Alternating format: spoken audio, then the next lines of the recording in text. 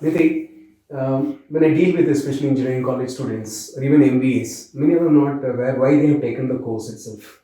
Somebody suggested it has a lot of scope, or their cousin was doing, right? Because of that, they choose, right? But I'm sure PG course is not like that. It's very important because it channelizes your career after that. So, how do you plan? Yeah, and it's good that you mentioned about this because I think it's one of the problems that we are actually. I mean, I've particularly noticed with students today is when they are colleagues in classrooms, they choose to decide to do the same course and they decide to go and do the exact same degree overseas. And I'm wondering whether the course has been decided because somebody is my classmate and both of us should do the same, or is because it's part of my career aspirations. And I think that's very critical. It's very important to make that decision based on being very selfish to what I need in terms of my own career. And I think that planning is very, very critical.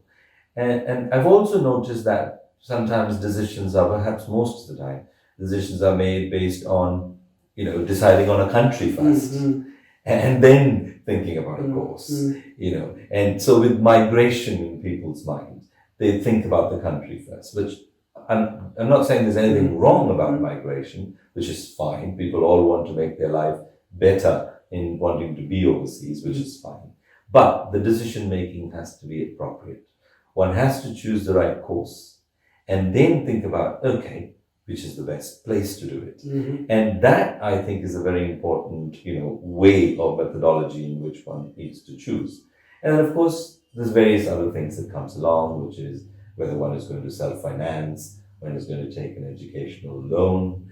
All that basically matters and is about the study program. It could be a 2-year program or a 1-year program, all that Yeah, matters. I hear that UK has a 1 year program. But is there a compromise in somewhere that you're doing something in 1 year? Yeah, it's interesting because well, this is my take on this. I think the 1-year masters is fairly very good enough. And the simple reason is because it's very intensive. And it's not one where you get lots of holidays and you do very little.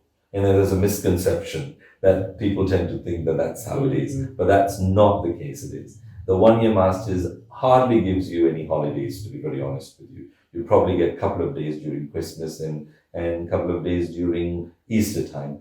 But that's about it. There is no such thing as a break during June to September when you're actually on your project. So it's a 1-year full intensive course. And I think it's good because I think we are in a very fast-paced environment today. And imagine learning theoretical knowledges for far too long, and especially in a technology-related masters, Changes IT taking is place. is a very good example. Is that you sleep a little longer and you suddenly realize something has come up with you in the market. So and I think it's even important that it's done quickly. What's the cost we are talking about for a 1 year course? In the UK, it varies, of course, between universities and the programs. But if I were to give a general ballpark kind of a figure, it could be anywhere between 20 and 30 lakhs with living accommodation put together. And that I would have thought would be the full, kind of a course fee in general. Yeah, that's how it should fall. If it is a 2 year course in US, it could very well supersede that figure. Well, because I think in US and Canada, in general, it's a 2 years program. That they've got more breaks in terms of their semesters. So which simply means that, well, there is, they do give some sort of a scholarship or sort of thing that happens in the second year. And people tend to think that I'm sort of saving. But I think overall, they actually end up spending maybe even more than what they would have actually spent in the UK. So you're telling this is more of a compact course. They put everything inside and more intensive, more practical, research oriented. Yes. Right, and you save 1 year's time. Exactly. And opportunities for job after that in UK. Well, you of course you quickly get into a job quicker than what rather than spending 2 years. Yes, you saved 1 year. You save 1 year. And now, of course, we have a very interesting opportunity where the UK has now said, well, welcome back with the post-study work visa, which simply means from students graduating from next year, they can actually remain in the UK for 2 years without a sponsorship. Of course, more details are yet to come out on that, but we are very clear that students are now allowed to stay back from next year, which is a very good news.